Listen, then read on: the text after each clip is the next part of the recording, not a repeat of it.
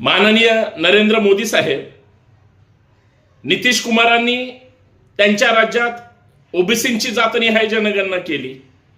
चंद्रबाबू नायडूंचं सुद्धा जातनिहाय जनगणनेला समर्थन आहे. मग मोदी साहेब, ही लोक तुम्हाला सत्तेला पाठिंबा देण्यासाठी चालतात.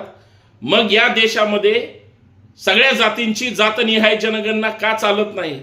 का तुम्ही जे आरक्षण मागतायत, आंदोलन करतायत, त्यांना तुम्ही न्याय देत नाही? सोयीनं राजकारण का करता?